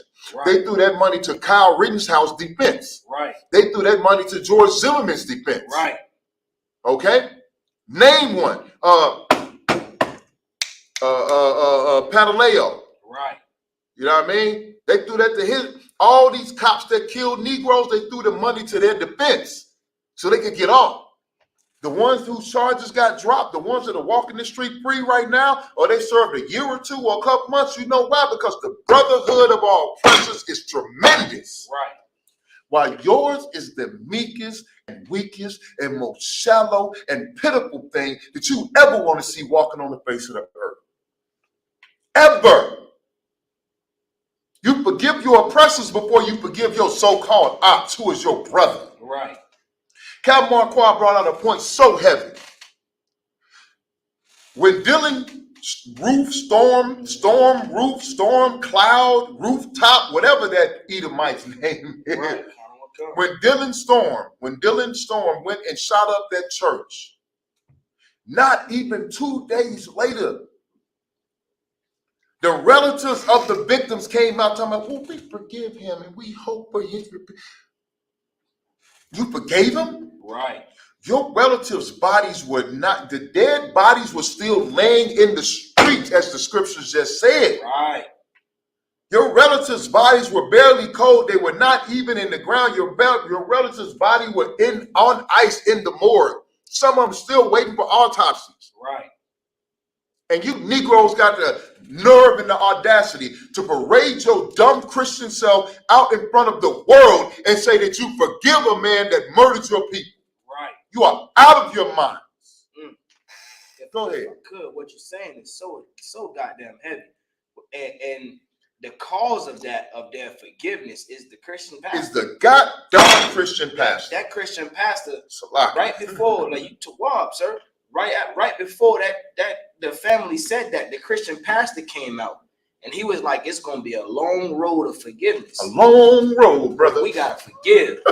We gotta forgive. And if I could, here's why the father of Jacob Blake is so dear to me in the mind on all of this, because when his son got killed by a monstrous devil, he turned around and said, I know what everybody say. He's like, I understand what they teach us in the church and how we supposed to forgive, but I will never forgive that monster that murdered my son. And it is a beautiful and glorious thing, because as a father, he should demand justice, and his justice should be the same thing that happened to his son should happen to that man. Damn right. Damn right. And if I could, what my man, so like his name slips my mind. That guy got his back broke in the paddy wagon. Oh my God, I can't remember their brother's name, but it's not Philando Castile. Philando Castile. Well, no, Philando Castile. I think that was the brother who the cop shot his arm off in front of his rib and his kid. The one they took for the rough ride and they broke his back and he ended up dying. I can't remember the brother's name right now. Salaki. I know a lot of you probably screaming it at the screen. Let me check the live feed. I'm sure somebody that typed it in. Goodness gracious, Salaki. But the brother whose back they broke and he ended up dying, his mom ended up winning that multi-million-dollar lawsuit. And you know what happened? That sister said, I will never forgive you for what you did to my son. Right. They said Jacob Blake's father and that brother, his name is on the tip of my tongue. I cannot remember that brother's name right now, but Salakia. Freddie Gray. Freddie Gray. Freddie Gray's mother said, what? I will not forgive you for murdering my child. That's the attitude. Listen, what that Edomite did inside of in Buffalo, New York was an act of war. Right. When one nation of people attacks another nation of people, that is an act of war. Period. Point blank. Go ahead. Precept, if you could, Baba Bashar. The book of Zechariah, chapter 11, verse 5. Go ahead. Whose possessors slay them and hold themselves not guilty. And do what? And hold themselves not guilty. Now, the reason this scripture is so, because I told you, because I want, but Freddie Gray, the reason that scripture is so heavy is because Peyton Gendron, a.k.a. the Buffalo supermarket shooter, he pled not guilty. He said he's not guilty of a damn thing. Because you know why? I've said this a million times and I'll say it as a million more times. It has never in the history of America been a crime to kill a nigga unless you are a nigga. That's right. Remember that. That's it has never been a crime in this country to kill a black man or a black woman or a black child or a Hispanic man, woman, or child or Native man, woman, or child unless you are a black, Hispanic, or Native man, woman, or child. That's the time that it's a crime. Other than that, it's just business as usual. If you could, Bobby, so I read the scripture one more time. The book of Zechariah, chapter 11, verse 5. Whose possessors slay them. Whose what? Whose possessors slay them. They possess us in this land. From the moment they went into northern and central Africa, because we got pushed off the west coast of Africa, but we're not from the west coast of Africa. Just because I left, just because when I left out of Chicago to go to pass over to Florida, that we left through the northern part of Illinois, don't mean I'm from northern Illinois. All right? Or southern Illinois. Just because I'm here in America doesn't mean I'm American. Right. Just because we got shipped off of that coast don't mean that we're West Africans. Right. You think they went and took over 100 million people off the west coast of Africa? Right. And there's still West Africans on the coast of Africa? Right. Are you out your rabid minds? Let's do some critical thinking. Right. For a change. They went and got with Africans to go into the various parts of Africa to get the Israelites out of Africa. If it was just that simple as the West Coast, why did they go into Central and Northern and Northeast and Northwest Africa? Right. Why is there slave maps of Negro land Right. and the kingdom of Judah? Slaver maps. Right. Why is it that majority of Negroes, when they go to do their ancestry.com and all this bloodline tracing, every last Negro that I know, every last black person that I know, when they go to trace their ancestry and trace their bloodline back, do you know where it says that they're from? Now, it might say a little bit of this, a little bit of that, a little bit of here, a little bit of there, but you know the main place that it tells all of us that we're from? Right. That land called so-called Nigeria. Right. Every last black person that I know, when they get their so-called DNA results and their ancestry done, they all say we're from Nigeria, which when you go back in history, if you look at that map, the so-called Nigeria, the so-called Niger, the so-called area is what was commonly known as Negro land. Right. AKA the kingdom of Judah. Now, why would Africa have a kingdom of Judah? Right. Because that's what the real Jews were. And those damn stinking Africans wanted us out of that land, and they helped our oppressors get us out of there. And part of your brainwashing, the reason that a lot of you Kemetic brothers show the lack of brotherhood that you do to us, is because you've been brainwashed by your oppressors. Our Edomite oppressors and our African oppressors. Right. They are our oppressors too. They benefited from our slavery. That's right. They benefited from our blood, sweat, and tears. They benefited from over 100 million brothers being thrown overboard on the transcontinental voyage over here to America, to the point where sharks changed their migration patterns to this day because the bounty was so great. Right. That's because of Africans. Stop wearing dashiki. It's time to throw that garbage off. Right. Stop wearing kente cloth. Go ahead. If I could. God damn, what you're saying is so heavy, sir. Because what our brothers and sisters don't understand is that when they wear dashikis and they wear that and they start trying to go back into Pan-Africanism, that is a complete, utter disgrace and a straight up spit in the face of our ancestors. It really is. And they like to say all the time, oh, if our forefathers saw you doing this, they'd be turning over in their grave. Our forefathers would be turning over in their graves if they saw what was going on today. Damn right. If they saw our brothers and sisters being Commissions and Pan-African, and 99.999% of the time, these niggas ain't even from there at all. But they want to claim Africa. Meanwhile, these are the same bastards that sold us to these devils that we serve up under. And what you're bringing out is so heavy, because here's something Captain Desire. Cap is a chemic killer. I call that's his name. And one day I gotta tell Cap, I call him the Doctrine Destroyer. Right. You know what I mean? Forget Drastic Destroyer. Right. We got the Doctrine Destroyer right here inside of the UPK. Because you come against Cap, he's gonna destroy your doctrine. Damn right. But Cap brings the point out so heavy. Listen, if we so African, and Africans supposedly love us so much, how come they never take up our causes? Right. How come there are no Africans in the conscious community?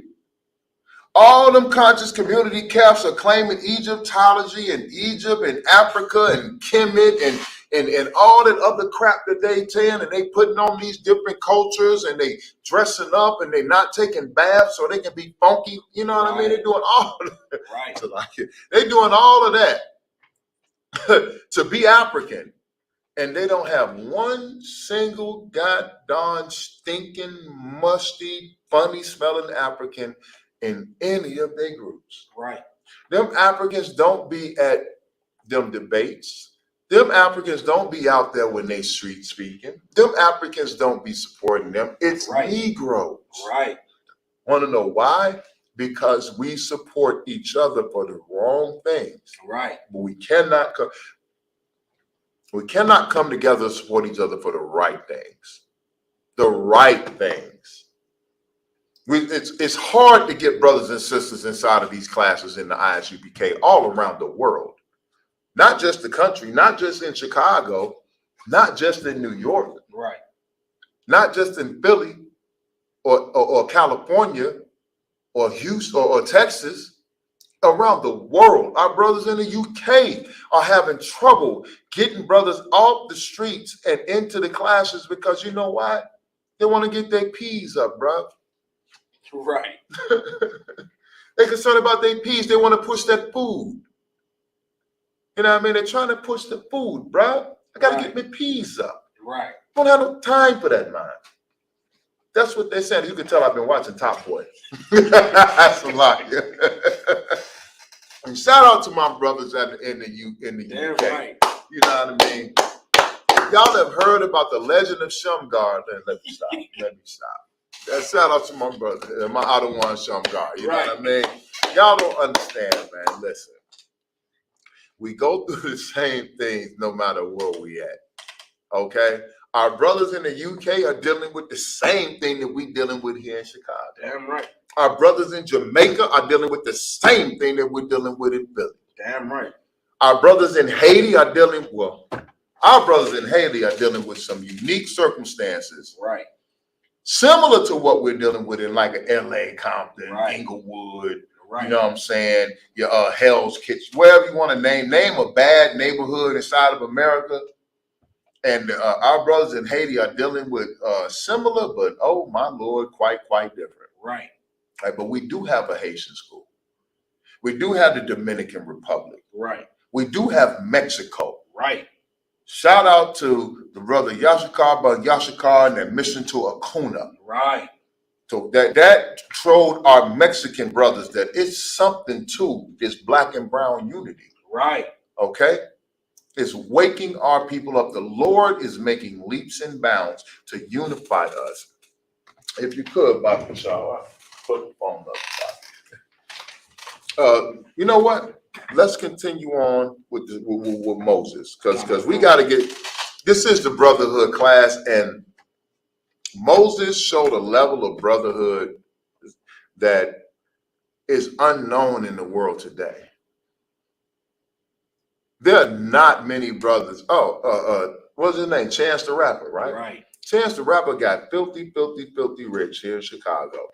Yeah, he does a lot of free events. He paid for when Black Panther came out. He bought out the movie theater so underprivileged brothers and sisters go see Black Panther. So the hell what? Right. Black Panther Really? You got millions. Right. Why don't you bring your behind into the ISUPK? You know, even if you don't want to join the UPK, why don't you pay attention to what we are doing? We have food programs. We have prison programs. We have clothing drives. Right. We have family programs. We've given away baby food, Infamil, feminine product. We got FGD programs. We got every program under the sun that we fund ourselves. So you want to do something for the people of Chicago? Put some money, donate something to the ISUPK. Because you know what's going to happen? We're not going to take that money, and you're not going to see Captain Marquardt out driving a Bentley a week later. You're not going to see Officer DeBar and Officers Ryan out driving Rolls Royces. Right. You're not even gonna see me get the damage repaired on my car from the hit and run. Right. You know what I mean? You ain't gonna see me paying my rent. You ain't gonna see me paying my bills. Right. What you're gonna see is that money transform this school into something more glorious, and us be able to provide more for our community. Right. Because unlike the Christian church, when you donate money to the ISUPK, we cycle that in and push it right back out. Damn right. And that's under the tutelage and the masterful guidance of Commander General Yohana, who has that same spirit in him for his people that Moses got, as we're about to read in the scriptures. Let's go ahead. The book of Exodus, chapter 2, verse 11. Read. And it came to pass in those days, when Moses was grown, that he went out unto his brethren, and he looked on their burden, and he spied an Egyptian smiting in Hebrew. So Moses, when he was grown, hit me one more time. Moses, when he grew up, now, like I said, Moses grew up with Kemetic privilege. He grew up in the richest household in all of Egypt. He grew up in Pharaoh's household, the ruler of Egypt. So he had access to things that we couldn't even imagine as a child, as a teenager, and as an adult. But when he got grown, he went to his brethren and looked upon his people, and he saw the conditions in which they were living. He saw them in slavery, and he saw an Egyptian smiting, as it said, a Hebrew. He saw an Egyptian beating a Hebrew slave. He saw an Egyptian assaulting one of his brothers. Now, as I said, it would have been easy for Moses to turn around and be like, well, what did he do? You know what I mean? Moses grew up in such high privilege that he could have just said, maybe he deserved it. You don't think that there were Hebrew slaves around Moses his whole entire life? Right. His mother and his sister were slaves in Pharaoh's house, assigned with raising Moses. Right. But what Moses did, he saw this Egyptian beating the hell out of one of his, he didn't know this brother. Right. It said when Moses looked, he saw what?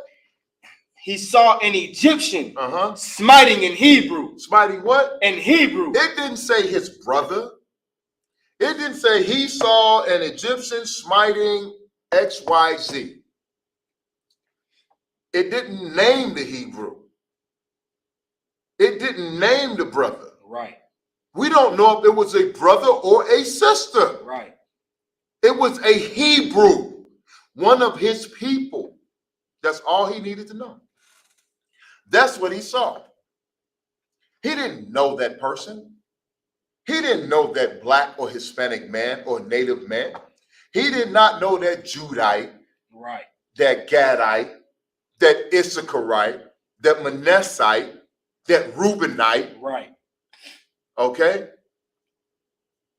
that Ephraimite, right, and so on. And so he did not know that Israelite who was being abused by the heathen nation that he was raised by, right, and given a perfect childhood by. Right. Perfect. To the point where Pharaoh wanted to make Moses the ruler of Egypt. Right. All right, that means Moses was well educated, well versed, and the top of his class, well loved, well liked among our oppressors at that time. Come. You know who else? Let's take it to a modern day. And now, don't get simple-minded when I make this comparison, all right?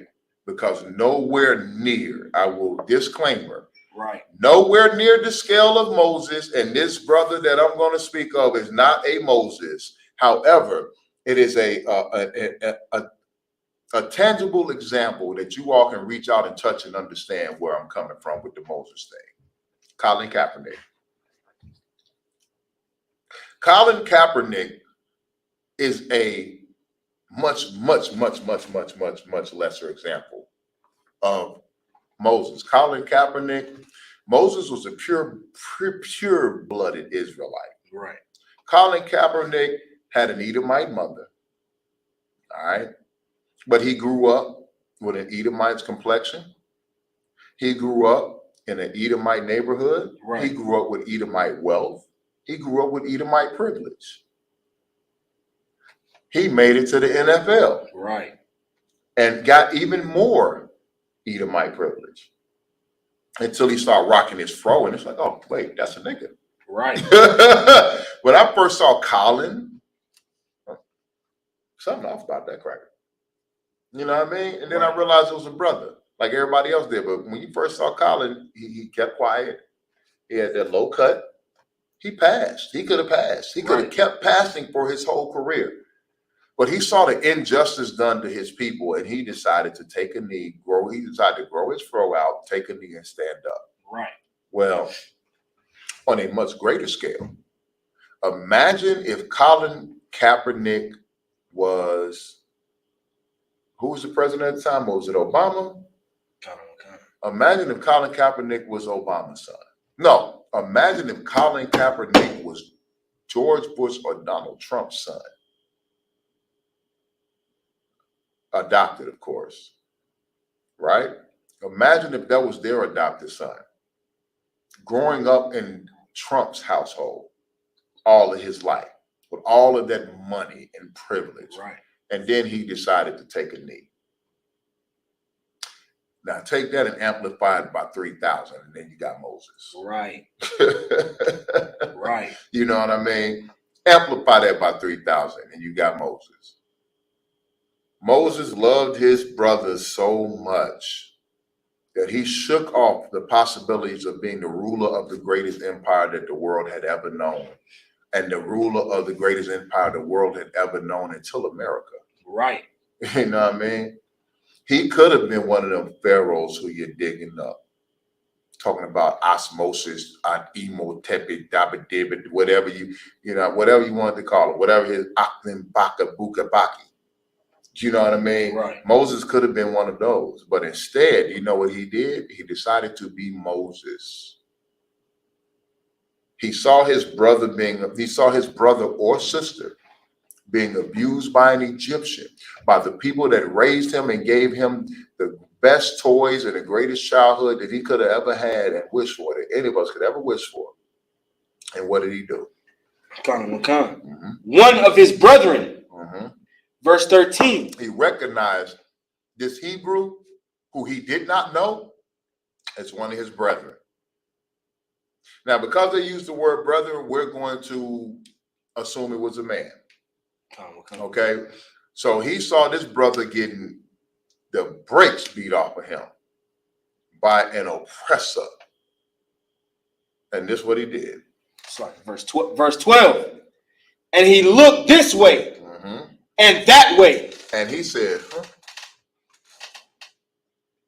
okay. He saw his brother, something in his spirit snapped. He saw that brother. That brother was getting beat so bad for whatever supposed offense that he made. When Moses walked up on it, he saw it. He didn't say a word. He looked around like, all right. And after he looked this way and he looked that way, and made sure the coast was clear, as they say here in America. Read. And when he had saw that there was no man, he saw the coast was clear. He slew the Egyptian. What? He slew the Egyptian. He ran up on that Egyptian and killed him. He beat the brakes, cut him, stabbed him, broke his neck. We don't know how he killed that Egyptian, but you know what he did do? He saved his brother's life. If the Egyptian was not going to beat this particular brother to death, he saved his brother from being embarrassed, from being degraded, from being made to feel and be treated like he was nothing. You don't have that in you. Right. But you know who does have that in them? White supremacists. Right. Right. They want to make sure that they never go through that. Any more on that? Mm-hmm. And hid him in the sand. And then he hid the body. Go ahead. And when verse 13, and when he went out the second day, behold, 2 men of the Hebrews strove together. And he said to him that did the wrong, wherefore smitest thou fellow? Now see, that's our problem. This brother saved a man's life, and instead of them keeping it on the low, they arguing back and forth together. Right. And Moses come up to try to break up the argument, and he how can you break up the argument? Didn't you kill dude the other night? Right. Johnny told us that you ran up and killed dude. Who is you? You think you better than me? Right. That's what we suffer from today. Right. That is the same. Moses showed Moses gave up everything. And I'm going to say it blank. Moses gave up everything for a nigga he didn't know. Right. But he knew that was his brother. Right. That's all he needed to know. Now these niggas over here arguing and can't even give up their petty difference and their pride and try to put Moses on Front Street. Read. Verse 14, and he said, who made thee a prince or a judge over us? Man, didn't you just kill dude the other night? Johnny came and told us how you ran up and killed dude. Who died and made you king? Who made you a prince or a judge over us? Don't you live in Pharaoh's house? Right. Ain't you a sellout? That's the mentality we got. That's the mentality that has these fake Israelite groups talking about, oh, Yohana this and Yohana that, how Benjamin gonna lead the nation. Right. Who does he think he is? And the UPK, that's not the original school. That's not the Isupk. Yes, it is, you dummies. You are them brothers that strove together, that are fighting each other when Moses came up, and then you turned against Moses. Right. You that same spirit, that same demon that's in them is in you. Right. That same demon that has our people out here killing the ops instead of standing up to the cops. That same demon that's in them brothers is in you. The same demon that had those church people forgiving Dylan Roof. But I'm sure that pastor and told plenty of black women, sister, if he don't got a job, leave him. Right. He a no good man. Right. He this, he that, he the other. You don't need him. You go find you a good man with a good job, even though you done laid down with this man already. Right. Got 3 babies by him. And then this no good, dirty, rotten, dirty dog, grievous wolf, as the scripture calls him, tells you to leave him. Because that same spirit that was on those brothers right there is on our entire community. Right. Black, Hispanic, and Native American. I'm not sparing any of our people because you all betray each other on a rate that is ridiculous and keeps us in captivity. Right. Because your love, we were going to bring out an article about that church shooting in the Taiwanese church. Officer LeCombe found an excellent article about that. That was performed by a Chinese man. Right. By a so-called Chinaman. His name was what? David Choi. Chong. David Chong. You know what he did? He heard that China surrounded Taiwan. Right. And he said, oh, what? My people doing this? I love my people. Right. I'm for China. I'm Chinese. China forever. And he went and got a gun. And he went and got guns. 2 guns. He thought he was in a John Woo flick. Right. He thought he was the killer. Right. What my killer take, right. God? You know, he thought he was the killer. Right. He thought he was the replacement killer. He thought he was hard-boiled, whatever. He went and got 2 guns and went into the church and let them have it. Right. Wanna know why? Because he loved his people that much that he was willing to risk his life and go to jail for the rest of his whole How old did they say this man 65. was? Sir. 65 years old. He is going to die in prison. Right. But he was willing to sacrifice the rest of his life, however much time he has left, because he heard that his people were surrounding Taiwan and he wants his people to win and be on top. So he went into the church and did another mass shooting. Meanwhile, in the black community, over the damn weekend, right, in Chicago, right, on State and Chicago and State at McDonald's, right, 10 people shot, 2 dead, because some niggas got to arguing over some damn McDonald's. In the line, one group left and came back, and then somebody handed a gun to another and they start shooting. 10 people got shot.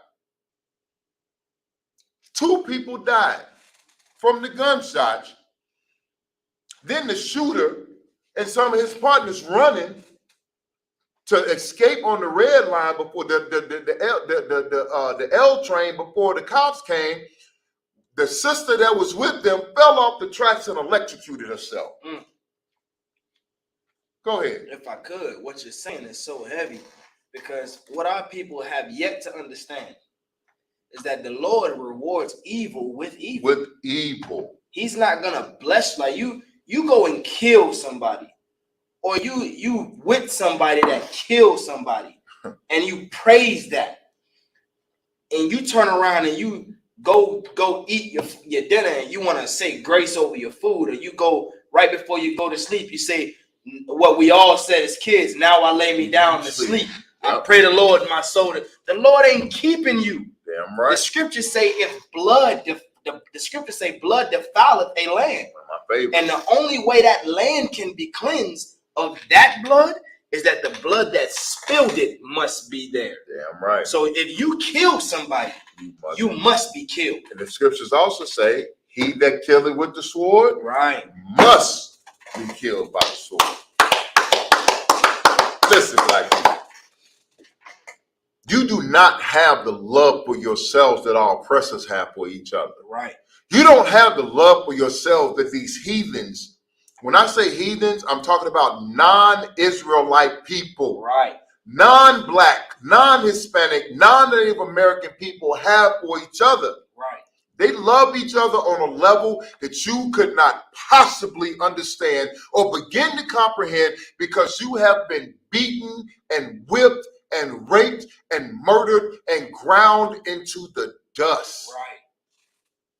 You are the valley of dry bones. You have had the skin whipped off your backs, the muscle and the sinew. You are nothing but bones. You have been beaten down to the bare bones. Well, the Lord has charged the men of the Isupk to breathe life into them bones. Damn right. And we're going to keep breathing on you. And we're going to keep coming at you. And we're going to keep dropping scriptures. And we're going to keep letting you know who you are and what's going on around you. And we're going to keep prophesying the destruction of this land until you wake your simple minds up and come into this school, learn who you are, and receive life instead of living in death. Right. Which is what you do every single day. Acknowledge that you are in captivity and that you are a slave. And then why don't you come in here amongst free men? Right. And we are free in the nature of our minds and our spirits. We are not controlled by this country any longer. Our oppressors cannot tell us. When we go to our slaveries, that's the only time. But it's a limit to what our oppressors can say and do to us at our slaveries. Right. You're not finna come at me. Right. You're not coming at Lakamyala no type of way. Right. You know what I mean? Or you will get put. I don't give a damn about losing this slavery. You gonna Right. respect me as a man, because I am a man. Not only am I a man, I'm one of the greatest men on this earth. I'm a priest and prophet of the Lord. Right. If I give you respect, you better honor that and be thankful. Right. And show respect back. Or you will get told who you are and put in your place. Right. And then if you want to fire me, You might face a lawsuit, but I'll move on and get another slavery. It's plenty of plantation owners out here that want to hire a strong slave. Right. You know what I mean? Don't get it twisted. Don't get these things confused. Go ahead. If I could. Isaiah chapter 52, verse 1. As General Muhammad said, ooh wee. Go ahead. Awake. What? Awake. A what? Awake. Wake yourselves up. It's time for you to, the scriptures say, awake. Read. Put on thy strength. Come out of sleep. Stop being weak. Stop giving in to all this oppression. Stop falling for every doctrine, every wind of doctrine, as the scriptures say, that come your way. All these philosophies, all these ways of being. Forget social media. Right. Forget being socially accepted and politically correct. What you need to do and what you need to be is spiritually correct. Right. Culturally correct. You see this war scar? Right. You see this shield? Right. You see these wristbands? Right. You see these right here? Right. That's Israelite culture right Damn there. right. You see me blazing these scriptures? You see Lakamyala blazing these scriptures? Right.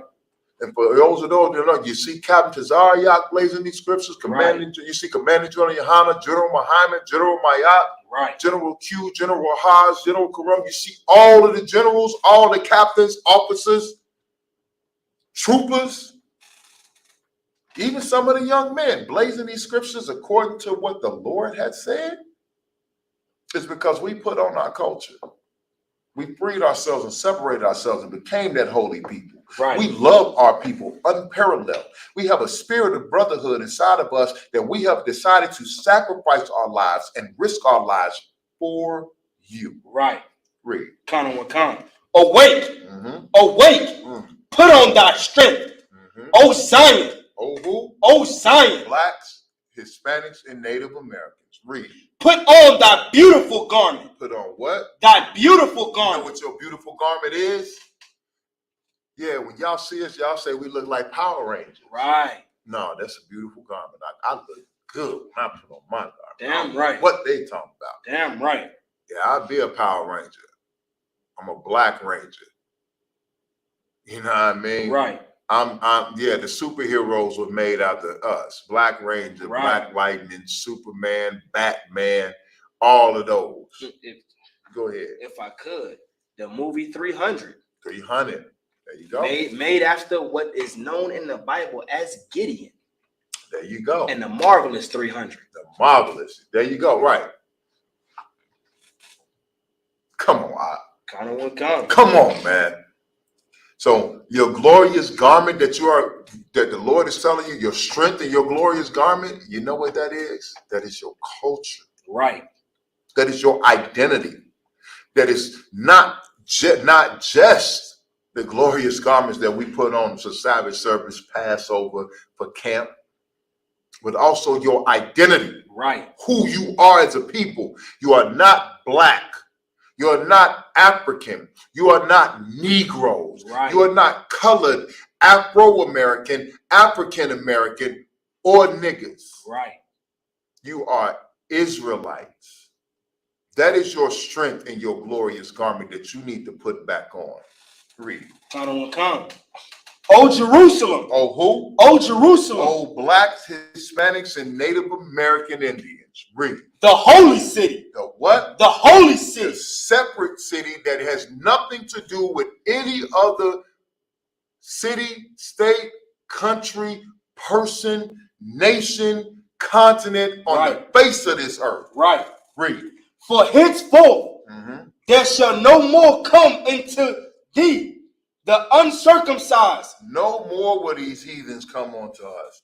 No more with this false doctrine, these fake scriptures. No more with these philosophies. None of that garbage is coming onto us or into us anymore. We're going to forsake it all and go back to the ways of our Father, the Most High God. Right. Read. And the unclean. And the what? And the unclean. Get rid of these Edomite ways. Right. Stop following our oppressors. They are the most unclean thing you've ever seen. Death. lies in their wake. The only thing that you will ever find, the only thing that we have found in this country from following our oppressors has been death. Right. Read. Shake thyself from the dust. Shake it off. What Jay-Z say? Dust your shoulders off. Right.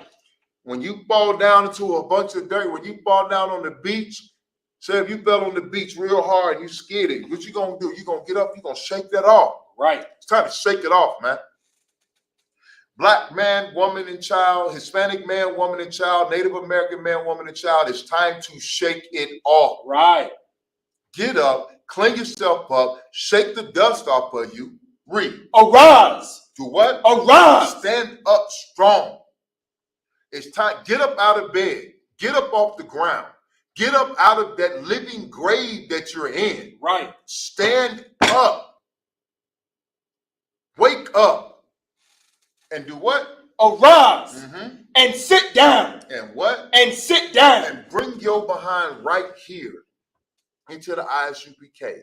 Sit down in this class before the men of the Lord, before the ones that the Lord have chosen, before the Most High himself, and learn who you are, how to be, the way to govern yourself, the way to conduct yourselves, how you're supposed to be as a man, a woman, and a child, how you're supposed to be as a husband, a wife, and a son, how you're supposed to be as a brother and a sister, as a niece and a nephew, as an aunt and an uncle, how you are supposed to be in this world as the children of Israel, how you're supposed to behave and conduct yourself. Read. O Jerusalem. Oh, who? O Jerusalem. Oh, blacks, Hispanics, and Native American Indians. Any more on that? Loose thyself. Do what? Loose thyself. Break your chains. Shake this crap off. Break loose. Loose thyself. Let it go. What are you holding on to? What's holding you? Right. Whatever's holding you and that you're holding on to, let it go. Force it to stop holding you back. Come into this school. Come into the Isupk. Come to the men that the Lord have chosen to guide you out of darkness and through the terrors of this earth into the kingdom of heaven and to receive your salvation. Right. Read. From the bands of thy neck. From what? From the bands of thy neck. Break your chains. Loose yourself from the bands on your neck.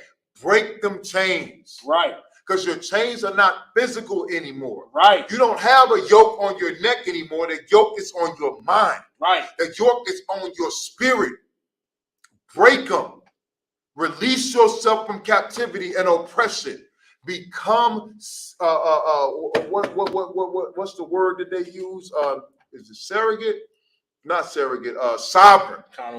Become sovereign. Become independent. Get free. Right. It's time for you to get free. And the only way you'll be sovereign, independent, and free from this nation and from this oppression is inside of the doors of the Isupk under Commander General Yohanan. Right. Read. For thus saith the Lord. For who? For thus saith the Lord. This is not my words. This is not Lakum Yala's words. This is not Captain Marquard's words. This is not General Muhammad's word. This is not Commander General Yohanan's word. Right. This is an Abba Bibin's words. Right. This is the Most High God's word, the creator of all things. Read. Any more on that? Ye have sold yourself for naught. You have sold your soul. You have given yourself over for no reason whatsoever. You are a good slave to an oppressive, horrible master for no good darn reason. Read. And ye shall be redeemed. And you shall what? Ye shall be redeemed. The Lord will redeem you. The Lord will bring you out of this captivity. The Lord will bring your children back home that were taken from you. Right. The Lord will give you justice for your son and your daughter, your cousin, your nephew, your niece that was raped or murdered in this country. Right. The Lord will give you justice against that job that wrongfully terminated you. Right. The Lord will give you justice against those people that wrongly accuse you. Right. But the ones that have held you in captivity and have tortured your spirit For all of these years, the Lord will redeem you, give you justice, and make you come out on top. Read. Without money. With what? Without money. And it's not going to cost you a thing, because money cannot save you. Money is a defense, but money is not salvation. Right.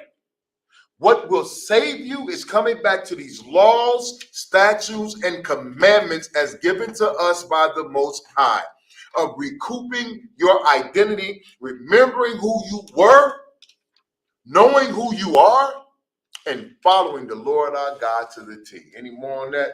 It's a lot here, if I could. You got one Book of last Zephaniah, chapter 2 and 1. Go ahead. Gather yourselves together. What? Gather yourselves together. The way you will be redeemed without money is if you do what? Gather yourselves together. Read. Yea, gather together. The Lord had to say it to you twice so you got clarity.